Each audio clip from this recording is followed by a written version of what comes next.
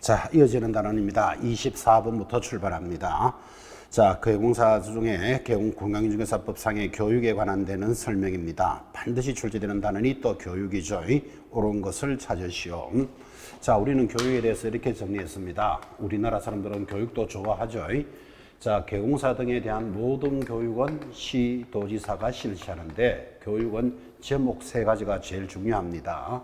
첫 번째, 실무교육이 있습니다. 그리고 연수교육이 있고 직무교육이 있다. 자, 이 교육에 관한 문제가 출발을 했고 옳은 것은 2번이죠. 중개법인의 임원이 되고자 하는 자는 반드시 공인중개사가 아니어도 되나 등록 신청일 전 1년 이내 시도지사가 실시하는 실무교육은 반드시 수료해야 됩니다. 그래서 2번이 옳은데 모든 교육 중에서 실무교육은 중개업을 하는 자 모두 다 받아야 됩니다. 자, 중개업을 하는 자가 누구죠? 1. 개공사, 소공사. 지금 나오다시피 법인의 사원, 임원, 분사무소 책임자, 중개업을 하는 자들이잖아요. 모두 실무교육을 받는데 하는 자 중에 한 명이 빠지죠. 중개보조원은 직무교육을 받으니까 실무교육은 안 받겠죠. 자, 그렇게 해서 모든 사원, 임원은 실무교육을 이수합니다. 옳은 게 2번이라면 수정할까요? 1. 등록을 신청하려는 공인중개사 신청일 전 1년 이내에 등록관청이 실시하는 실무교육 무조건 X죠. 교육은 누가 실시한다? 시도지사가 실시합니다. X. 자, 3번 중개보조원은 고용신고일 전 1년 이내에 역시 시도지사가 실시하는 연수교육을 수료해야 된다. 중개보조원은 직무교육을 받습니다. 연수교육 받지 않죠. 4. 분사무소 책임자 되고자 하는 공인중개사 실무교육 대상이 아니다. X. 좀 전에 했죠. 중개업을 하는 자들은 모두 실무교육은 받아야 된다니까요. 5번 공인중개사법상 소공사도 직무교육 대상이다. X입니다. 직무교육은 누가 받는다? 중개보조원을 대상으로 합니다. 자, 교육에 관한 문제도 정리가 되고 25번 다음 지자체 조례가 정하는 바에 따라 수수료를 납부하는 경우는 모두 몇 개인가? 수수료는 정하고 연결된다 그랬죠. 정, 등록정, 자격정, 분사무소 신고, 필정을 재교부 받을 때 수수료니까 기역부터 시효까지가 쫙 행정수수료 대상이고, 자, 이형, 자격정, 교부, 이때 유일하게 수수료가 없다는 것이 시험에 들어온다 그랬죠. 자격증은 교부할 때 받지 않습니다. 왜? 응시할 때 돈 내고 시험 쳤으니까 합격하면 자격증은 그냥 교부해 준다 그랬잖아. 그죠? 그래서 이형이 수수료에 해당되지 않는다는 게 중요해요. X, 휴폐업 신고자. 당연히 정하고 관계없으니까 수수료 대상이 아닙니다. 자, 그래서 답은 1번 7개인데 기역부터 시효까지를 쫙 정리합니다. 정 받을 때마다 수수료 냅니다. 거기 리얼은 이제 살짝 수정합니다. 자, 리얼 분사무소 설치 신고 필정이라고 돼 있죠. 이걸 이제 원래부터는 신고 확인서 그렇게도 부릅니다. 그러면 신고 확인서 재교부 받을 때 그렇게 수정하셔도 되고 신고 필정과 같은 말이죠. 답은 1번 가벼운 문제입니다. 자, 26번 내려갑니다.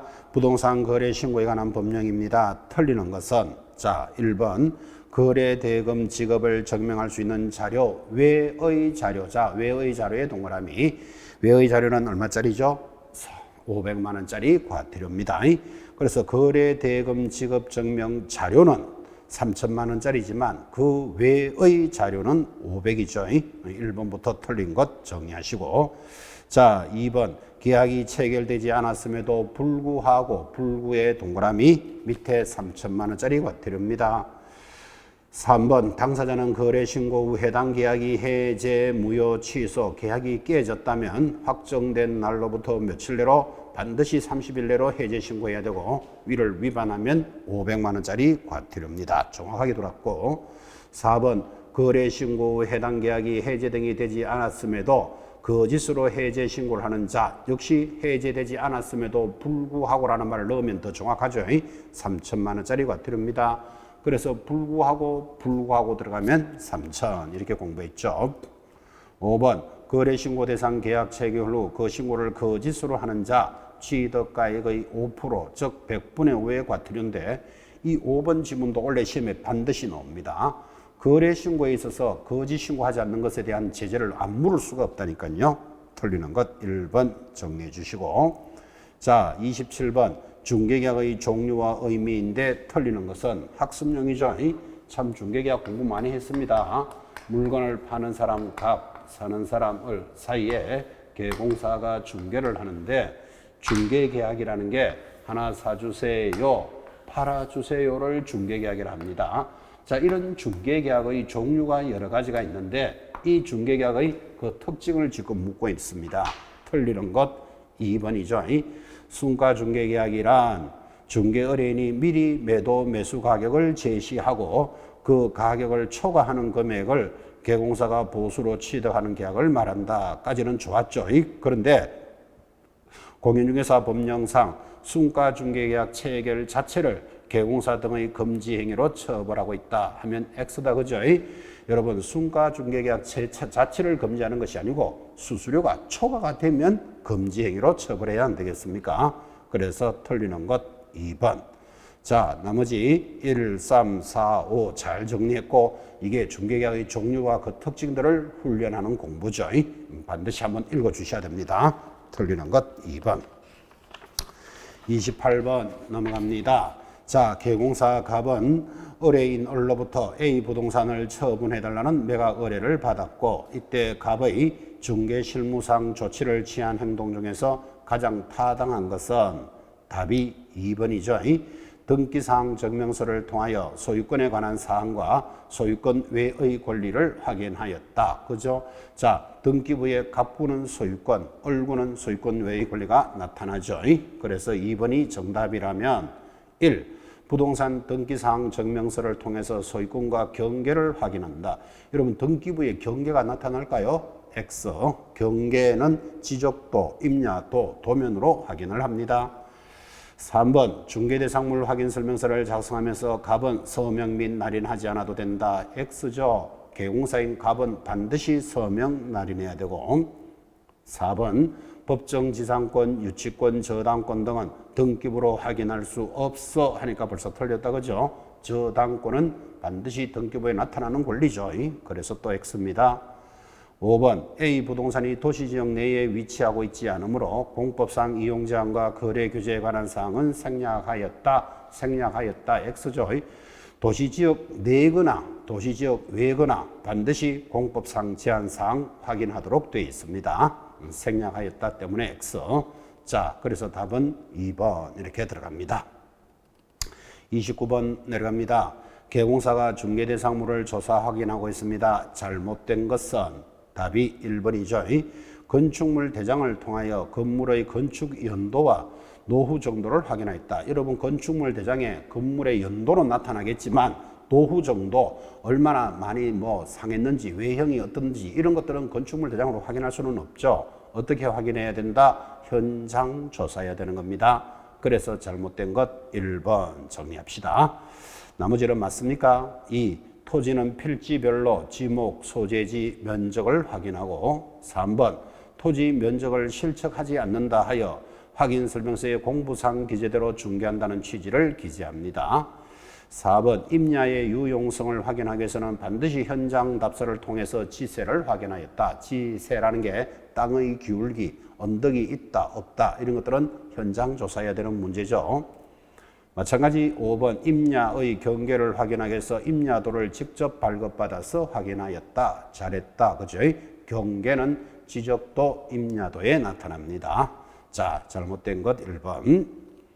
30번 내려갑니다. 공인중개사법상의 내용으로서 옳은 것은 자, 1번 등록관청 또는 관할세무서장에게 중개업 폐업신고서와 사업자 폐업 등록신고서를 함께 제출할 수 있다. 5. 이것도 중요하게 바뀌었죠. 예전에는 폐업을 하면 등록관청에 폐업 신고하고 사업자 등록은 관할세무서에 가서 또 관할세무서 폐업 신고를 하니까 폐업 신고 몇 번 했지요? 2번. 그런데 지금은 한 번만 하면 거기서 연락하도록 돼 있다 그랬잖아, 그죠? 그래서 함께 제출할 수 있다. 5. 틀린 거 수정합시다. 2번 소공사 업무 개시일로부터 7일 내로 인장을 등록해야 됩니까? 업무 개시 전입니까? 업무 개시 전까지 등록합니다. 그래서 X. 3번 계공사가 소공사를 고용한 때는 고용일로부터 10일 내로 등록관청에 신고한다. X. 고용일로부터가 아니고 고용한 자 업무 개시 전까지 신고하죠. 4번 법인인 개공사의 분사무소 이전 신고는 이전 후 분사무소를 관할하는 시군구가 아니죠. 분사무소에 관련되는 것은 모두 어디서 처리합니까? 주된 사무소에서 처리합니다. 5번 직무교육시간은 중개보조원에게 하며 교육시간은 얼마죠? 3에서 4시간이니까 틀렸죠. 직무교육은 3, 4시간 이렇게 기억합니다. 자, 그래서 5번도 틀렸는데 교육시간은 암기를 이렇게 시켰죠. 직무교육 3, 4시간, 연수교육은 3, 4, 12 잡아놓고 4시간 더 받으면 16시간입니다.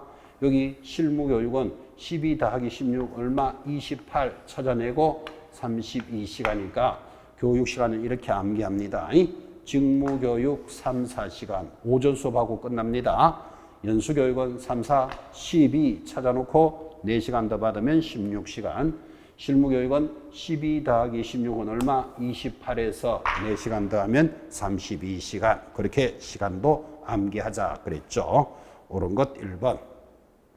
31번 갑니다. 자, 권리분석에 관한 내용으로서 틀리는 것을 찾으시오. 답이 5번에 있는데, 자, 등기상의 근저당이 설정이 되면 반드시 실채무 금액, 이자율 등을 은행 등을 확인하여 취득은행에게 확인 설명을 하고 이를 이행하지 않아 의뢰인에게 손해를 발생하게 하면 개공사의 책임이라고 보는 것이 판례의 입장이다. X다, 그죠? 실채무 금액 때문에 틀리는 거예요. 근저당이 설정돼 있으면 우리 판례는 뭐만 설명하면 된다? 채권 최고액만 설명하면 족하다. 이렇게 되어 있습니다. 그래서 틀린 것 5번. 자, 나머지는 맞나요? 1. 권리 분석을 행하는 궁극적인 목적은 부동산의 하자 관계를 명확하게 하기 위한 것인 바 모든 부동산 거래는 반드시 권리 분석이 선행되고 공부상 장부를 보고 분석을 하거나 현장에 가서 분석을 합니다. 오, 좋은 말이죠. 이 하자 있는 부동산의 경우에는 권리 분석에 의해서 그 하자로 인한 경제적 부담을 명확하게 하려고 권리 분석을 하고 3번 권리 분석은 중개대상물의 확인 설명 및 확인 설명서, 거래계약서를 작성할 때 근거가 될 것입니다. 4번 권리 분석에 의하여 중개대상물의 흠을 미리 발견함으로써 중개사고를 방지할 수 있으므로 권리 분석은 개공사, 의뢰인 모두에게 도움이 될 것입니다. 뭐 당연한 이야기죠. 틀리는 것 5번인데 계속해서 판례가 들어올 때 근저당이 설정되어 있으면 뭐만 설명한다? 채권 최고액만 설명하면 족하다. 단원이 중요하죠. 32번 내려갑니다. 거래계약서 작성과 관련된 기술입니다. 틀리는 것 답이 2번이죠. 자, 비록 거래 당사자의 합의가 있다 하더라도 서면에 의해서 계약서를 작성하지 않으면 계약은 성립되지 않는다. 무조건 X죠. 여러분 구두 계약도 계약이다라는 말 들어보셨죠? 계약서를 작성하지 않더라도 계약은 성립합니다. 틀리는 것 2번. 자, 나머지 1, 3, 4, 5 잘 정리됐고 특히 4번 계약서의 위조나 변조를 방지하기 위해서 작성된 계약서의 간인과 대조인을 마련하는 것이 좋겠다. 간인 사이에 도장 찍는 거죠. 자, 계약서가 여러 장입니다. 여러 장에 이렇게 있으면 여기다가 같이 있는 것들하고 이렇게 찍는 것을 간인 이렇게 부릅니다. 또는 대조인이라는 것은 뭐 예를 들어서 대조인 해놓고 위 문서와 같음 이렇게 찍어준 것을 대조인이니까 이렇게 해주는 것이 정확한 것이 좋겠다. 그런 취지. 5번도 인쇄된 양식의 계약서는 당사자 간의 합의 내용과 다른 사항이 포함될 수 있으므로 당사자 간의 합의 내용이 충실히 기재되었는지를 면밀히 확인할 필요도 있다. 옆에다가 좋은 말씀. 그죠? 자, 틀리는 것 2번 주의하셔야 돼요. 계약서를 작성하지 않더라도 계약은 성립한다라는 부분이 중요합니다. 33번 넘어갑니다. 자, 부동산 거래질서 교란행위 신고센터에 관한 내용입니다. 틀리는 것. 자, 거래질서 교란행위가 새로 도입이 됐죠. 틀리는 것 4번입니다. 자, 신고관청에 대한 조사와 조치 요구를 받은 시, 도지사 및 등록관청은 신속하게 조사 조치를 완료하고 완료한 날로부터 7일 내로 하니까 틀린 지문이죠. 자, 틀린 것 4번 체크해 주시고 1, 2, 3, 5가 관련되는 내용입니다. 특히 이 거래신고센터 거래질서 교란 행위는 3번 지문이 중요하죠. 국토장관은 이 업무를 누구에게 맡긴다? 한국감정원에 위탁한다. 이런 건 중요한 거예요. 이 한국감정원을 지금은 지우시고 한국부동산원 이렇게 수정해 주시기 바랍니다. 이름이 바뀌었어요. 기관이. 뭐라고 바뀌었다고요? 한국부동산원으로 수정해 주십니다. 그래서 여기에 위탁을 합니다. 그래서 3번은 글자만 수정해 주실 것. 감정원이 아니고 뭘로 바뀌었다고요? 부동산원 이렇게 수정이 됩니다.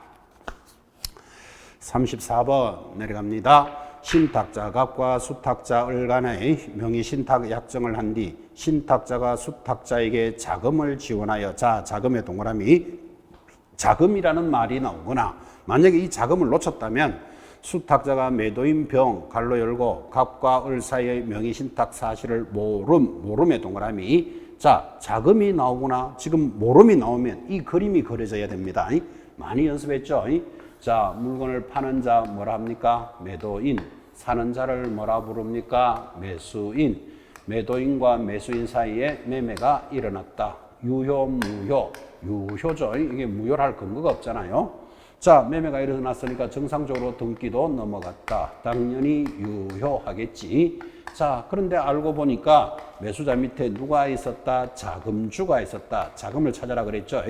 자, 그때 자금주가 자금을 주면서 자, 이 돈으로 사서 당신 이름으로 등기하시오 라고 명의신탁 약정이 있었을 것이고 명의신탁 약정은 무조건 무효예요. 자, 그런 상태에서 매수자 자기 부동산도 아닌 상태에서 3자에게 양도합니다. 양도는 이 사실을 알았거나 몰랐거나 완전히 유효하다. 그래서 3자에게는 대항할 수 없다. 이 그림이 그려져야 된다고요. 자금이 보이거나 모르는 하는데 모르는 여기 매도자는 두 사람 사이에 매매가 일어나고 등기가 일어나니까 명의신탁이 있다는 걸 안다 모른다? 모르잖아요. 그래서 이 매도인을 선의의 매도인에 의한 물건의 변동은 유효예요. 이게 유효이기 때문에 꾸준히 팔아먹더라도 횡령죄는 적용하지 않는다. 이렇게 연결되고 자, 이 자금주는 자기 것이니까 5년 징역 2억 원 벌금에 해당되니까 5, 2를 찾아야 여기에 3년 징역 1억 원을 찾아갈 수 있다. 5, 2, 3, 1 이렇게 기억을 합니다. 작년에 문제는 이랬어요. A 주식회사에서 자기 직원에게 매도인과 부동산을 사게 만들고 이렇게 만드니까 거기는 자금 지원이라는 말을 안 했다고. 근데 자금을 지원했을 수가 당연하죠. A 주식회사에서는 갑 직원에게 그 사실을 모르는 매도인과 계약을 하고 이렇게 가니까 자금이라는 말이 빠질 수도 있다고. 그런데 자금이 나오거나 모르는 둘 중에 하나가 나오면 이 그림을 그립니다. 자, 그러면 이제 이야기 다 돼 있죠. 여기 보다시피 신탁자 갑과 수탁자 을 간에 자, 신탁자 갑과 수탁자 을 간에 명의신탁 약정을 한 뒤 신탁자가 수탁자에게 자금을 지원하여 수탁자가 매도인 병, 자, 매도인에게 병 갖다 붙이고 매도인 병. 근데 이 병은 갑과 을 사이에 명의신탁이 있다는 사실을 모름 정확하게 들어잖아요. 체결하여 소유권 이전 등기가 을의 명의로 격려가 되고 을이 정과 매매계약을 체결하고 을이 정과 정의 제3자의 매매계약을 체결하였다. 옳은 것을 찾으시오. 자, 1번 신탁자 갑과 을 간의 명의신탁 약정의 효력은 무효이나 봐요. 갑과 을 간의 명의신탁 약정은 무효이나 을의 명의로 격려된 소유권 이전 등기는 유효하다. 이 유효가 계속 시험에 들어오는 거예요. 1번부터 답이죠. 5. 자, 나머지 틀리는 거 찾아갑니다. 2번 수탁자 을과 매수인 정 간의 매매계약은 유효하고 을과 정 간의 매매계약은 유효하고 정이 이 사실을 알았다면 소유권을 취득할 수 없다. X입니다. 정은 3자는 알았거나 몰랐거나 완전히 유효하게 취득하죠. 3번 정의 명의로 격려된 소유권 이전 등기의 효력은 유효하지만 신탁자 갑이 자기 부동산을 돌려달라고 주장할 수 있다. X입니다. 3자에게는 대항할 수 없다. 5번 을의 행위는 횡령죄로 처벌된다. 을의 행위는 횡령죄로 처벌되지 않습니다. 여기에 처벌되지 않습니다가 굉장히 중요했는데 이제는 명의신탁에 관련되는 세 가지 모두 다 횡령죄는 적용되지 않습니다. 원래 판례도 그렇게 바뀌었다고 수업이 됐죠. 횡령죄는 이제 명의신탁에서는 적용하지 않습니다. 5번 어른 1년 징역 3천만 원 벌금, 어른 3년 징역 1억 원 벌금에 해당되죠. 그래서 옳은 것은 1번 이렇게 갑니다. 35번 갑니다. 부동산 거래 신고 등에 관한 법률상 외국인의 토지 취득에 대해서 옳은 것은 자 외국인 토지 취득도 100% 출제됩니다. 옳은 것 답이 2번이죠. 대한민국 법에 의해서 설립된 법인으로서 그 임원이 2분의 1 이상이 외국인에 해당되면 허가 대상이 아닌 토지에 대한 계약을 체결하고 60일 내로 시장 군수 구청장에게 신고하지 아니하면 얼마짜리? 300만 원짜리 과태료에 해당한다. 그죠? 자, 그래서 계약을 원인으로 위반하면 얼마? 300만 원. 이거 기억합니다.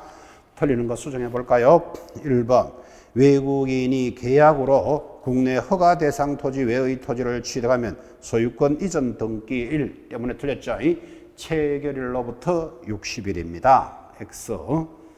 3번 외국인이 군사시설 보호구역 내 토지에 지상권을 설정하는 경우 토지 소재지 시장군수구청장에게 지상권 설정 계약을 허가받아야 한다.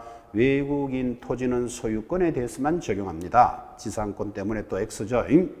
4번 외국인이 문화재 보호구역 내의 토지를 취득하는 경우에는 토지 취득 계약 당사자 간의 계약서, 토지 등기부 등본을 제출하고 60일 내로 시군구청장에게 신고해야 된다. 문화재 보호구역은 군사 문화는 자연환경을 보호한다. 허가 대상 지역이죠.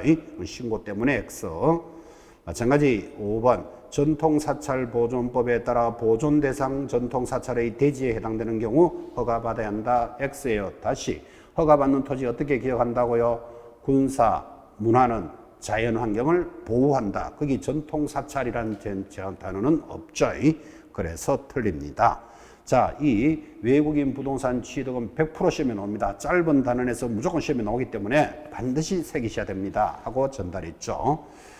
36번 갑니다. 부동산 거래 신고제에 대해서 토지 거래 허가에 관련된 선매제도를 설명합니다. 선매는 뭐죠? 국가가 먼저 사겠다. 왜 산다? 토지 허가 받은 목적대로 이용하지 않는 토지 또는 국가가 뭐 공단을 조성하겠다, 아파트 단지를 조성하겠다 하여 먼저 사는 것을 선매를 하는데 자, 토지 거래 허가제의 마지막 부분이죠. 그런 것을 찾으시오. 답이 3번입니다. 선매자로 지정된 자 지정일로부터 15일 내로 매수 가격 등 선매 조건을 기재한 서면을 소유자에게 통지하여 선매 협의를 하여야 한다. 15일 하는 말의 의미를 잘 새겨주고 자, 틀린 거 수정할까요? 1. 토지 거래 허가를 받아 취득한 토지가 이용 목적대로 이용되고 있는 여기 X죠. 이용되지 않는 토지에 대해서 한다니까요. 되고 있는 X. 2번 시장군수구청장은 토지거래 허가 신청이 있은 날로부터 2개월 내로 소유자에게 통지한다. X 1개월 내로 통지합니다. 4번 선매자가 토지를 매수하는 경우 가격은 소유자의 매입 가격이 아니고 감정평가죠. 감정가격을 기준으로 합니다. 이런 건 중요합니다. 5번 선매 협의가 이루어지지 아니하면 토지거래에 관한 허가 신청에 대해서 불허가를 하여야 한다가 아니고 허가 불허가, 허가하든 불허가하든 두 개를 하겠죠. 그래서 틀렸습니다. 옳은 것은 3번. 37번 넘어갑니다. 자, 37번. 다음은 주택 또는 상가 임대차의 확정일자에 대한 설명입니다. 올바르게 설명한 것은 답이 2번이죠.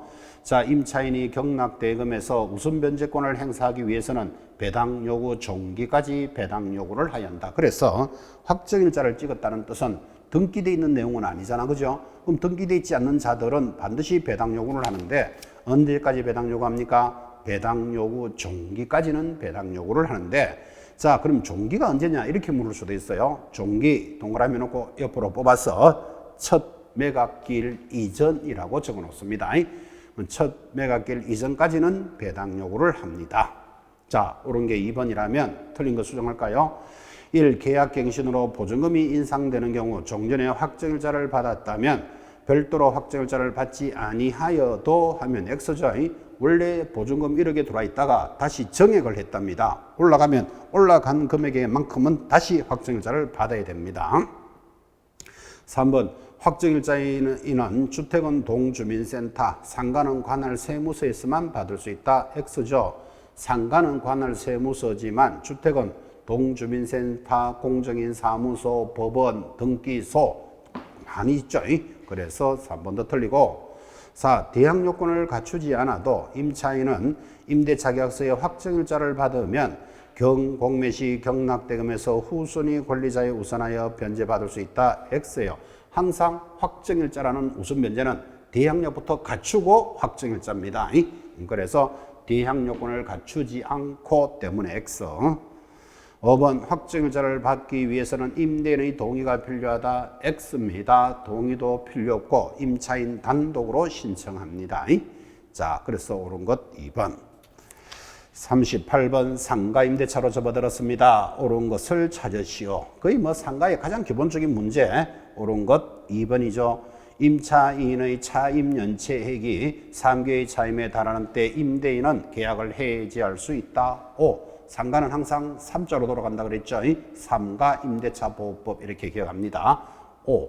틀린 거 수정합시다. 서울특별시 소재 상가 임차인의 환산보증금이 10억인 임차권은 대항 요건을 확보하여도 대항력을 주장할 수 없다. X. 원래 환산보증금 9억까지지만 대항력, 갱신요구권 등 5가지는 초과하더라도 인정을 해줍니다. 그래서 틀렸고 3번 임대인은 임대차 기간이 끝나기 6월부터 1개월 전까지 임차인이 주선한 신규 임차인이 되려는 자에게 권리금을 요구하거나 임차인이 주선한 신규 임차인이 되려는 자로부터 권리금을 수수하는 행위 등 권리금 계약에 따라 임차인이 주선한 신규 임차인이 되려는 자부터 권리금을 지급받는 것을 방해하여서는 아니 된다. 당연하죠. 방해하여서는 아니 되는 건 당연하고. 자, 4번 임대차 목적물인 상가 건물이 유통산업발전법 2조에 따라 대규모 점포 또는 준대규모의 점포인 경우에도 적용한다. X. 대규모 점포 줄 뽑아서 홈플러스 적으라 그랬죠. 홈플러스 준대규모 점포는 롯데마트 이런 것도 있죠. 롯데백화점 말고 이런 준대규모 점포는 상가 권리금이 적용되지 않습니다. 5번 상가임대차 보호법상의 권리금 계약이란 임차인과 누구 사이에 일어나는 겁니까? 신규 임차인 사이에 일어나는 거지. 전차인 하니까 또 X였죠. 답은 2번 갑니다. 39번 경매로 접어들었습니다. 가장 올바른 설명은 답이 3번인데 자, 매각 허가 결정에 불복하여 항고를 하고자 하는 자. 항고라는 것은 저 사람이 1등으로 낙찰이 되는데 뭔가 부정한 방법으로 받았어요. 그러면 이 일을 제기하는 게 항고입니다. 그때 지나 개나 항고하는 것을 방지하기 위해서 항고하고자 하는 사람은 매각 대금의 10%를 금전이나 유가증권으로 공탁합니다. 아주 중요한 지문이죠. 그래서 10% 없으면 이의 제기도 못하도록 했고 만약에 이 이의 제기가 기각이 되면 몰수하겠다 이렇게 들어오니까 전국의 항고 건수가 쫙 줄어든다 그랬죠.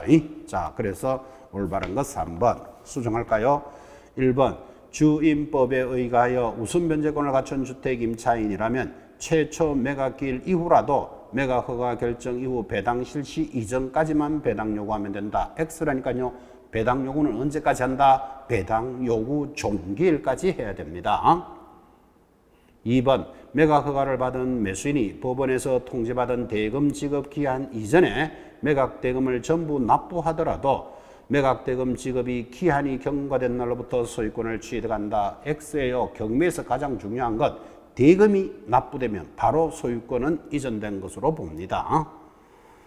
4번 부동산 매각의 법원 경매는 일정한 매각기일에 실시하는 기간 입찰 일단 동그라미 입찰 기간 내에 실시하는 호가 경매 동그라미 두 가지만 할 수 있다. X예요. 하나 더 적습니다. 기일 입찰도 적으셔야 돼. 그래서 지금 현장에서 제일 많이 일어나는 게 기일 입찰이죠. 4월 15일 경매합니다. 이게 기일 입찰. 기간을 주고 하는 것 기간 입찰. 그리고 호가 경매 세 가지 방법이 있습니다. 틀렸고 5번 경매 개시 결정 이전에 전입한 임차인이라면 경락인에게 대항하지 못할 경우라도 인도 명령의 대상이 되지 않는다가 아니고 된다. 그러면 여러분들은 대항하지 못하면 인도 명령 이렇게 딱 기억하셔야 돼요. 밑에다 받아쓰기 하나 할까요? 대항하면 받아쓰기 합니다. 대항하면 명도 소송 대상. 그거 두 개를 이야기하고 있는 거죠. 대양 하면 명도 소송 대상입니다. 자, 그래서 올바른 것 3번. 자, 마무리 40분 문제입니다. 매수 신청 대리 등록에 관한 내용입니다. 타당하지 않는 것은 답이 5번이죠.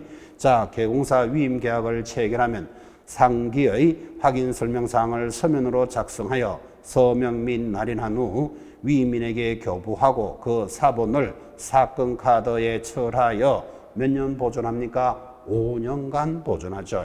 그래서 틀린 게 5번이고, 여러분 우리가 중개법에서 보관해야 되는 서류 3개 있죠. 첫째, 거래계약서 몇 년? 5년. 확인설명서 몇 년? 3년. 그리고 전속중개계약서 3년 보관하는 게 중개사법의 보관사항이고, 이 3가지 서류 굉장히 시험에 잘 나옵니다. 자, 여기서 내가 경매 업무를 한다면 2가지를 더 보관합니다. 경매에 관련되는 사건 카드 몇 년? 5년 보관합니다. 그리고 지금 나오다시피 경매에 대한 물건 확인 설명서, 요거 사건 카드에 철해서 몇 년 보관해라? 5년 보관하는데 지금 요거 3년으로 돌아서 틀린 지문이 들어왔죠. 자, 그러면 여러분들은 개공사가 중개 업무를 하면서 경매 업무도 하게 되면 보관하는 거 모두 몇 개? 5개. 그 다음에 경매에 관련되는 것은 무조건 5년이에요. 그래서 틀린 지문이 5번이 들어옵니다. 자, 맞는 거 확인할까요? 1번. 개공사는 등록증, 매수신청 대리, 경매 보수표, 그 밖의 예규가 정하는 사항을 사무소 안의 보기 쉬운 곳에 게시해야 한다. 이렇게 게시해놓고 경매 업무를 하라는 취지죠. 5. 자, 2번도 아주 중요합니다. 매수신청 대리 등록을 하고자 하는 개공사는 신청일 전 1년 이내에 누가 실시하는 법원 행정처장이 지정하는 기관에서 실무교육을 이수합니다. 자, 경매는 법원 행정처장이 정하는 기관, 중개업에서 실무교육은 누가 하고? 시도지사. 이런 것들이 구분해서 체크하셔야 됩니다. 3번, 개공사는 매수신청 대리 사건 카드를 비치하고 사건을 위임받은 때 사건 카드에 필요사항을 기재하여 서명 날인한 후 몇 년간 보존한다고요? 5년간 보존합니다. 사건 카드 경매에 관련되는 것은 모두 5년 보존하죠. 4번도 중요합니다. 개공사가 매수신청 대리를 위임받은 경우 매수신청 대상물의, 자, 동그라미 합니다. 권리관계, 동그라미. 경제적 가치가 들어간다는 게 중요해요. 경제적 가치 별표 탁 찍으시고, 매수인이 부담해야 될 사항 등에 대해서 위임인에게 성실을 정확하게 설명하고 등기부 등본 등 설명의 근거 자료를 제시하여야 한다. 정확하게 들어왔는데, 자, 중개 대상물을 설명할 때는 여러분 아파트 하나 삽니다, 팝니다. 이렇게 중개를 할 때는 이 물건에 대한 경제적 가치는 설명하지 않습니다.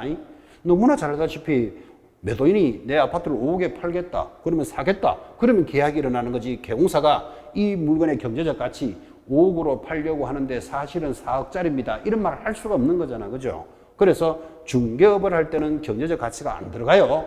근데 경매 업무는 안 다르잖아요. 이 아파트를 경매 받아주세요 하고 오면 개공사가 요거 실제 시세는 4억인데 여러분은 3억 5천에 받으면 괜찮습니다, 이렇게 경제적 가치를 설명해 주는 게 상식이잖아, 그죠? 그래서 중개업을 할 때는 경제적 가치 안 들어갑니다. 경매 업무를 할 때는 반드시 경제적 가치를 설명해야 된다는 게 중요하게 들어옵니다. 시스템을 이해하셔야 되죠, 그죠? 경매 받아주세요 하면 이거 실제 4억짜리인데 당신은 3억 5천에 받는 게 좋아요, 이렇게 경제적 가치를 설명하게 되어 있습니다. 차이점이죠. 자, 그래서 답은 5번 이렇게 돌았습니다. 자, 이렇게 해서 9월 모의고사 해설을 마칩니다. 이제 얼마 남지 않은 시간 32회 수험생 여러분들의 건성을 기원합니다. 대단히 수고하셨습니다.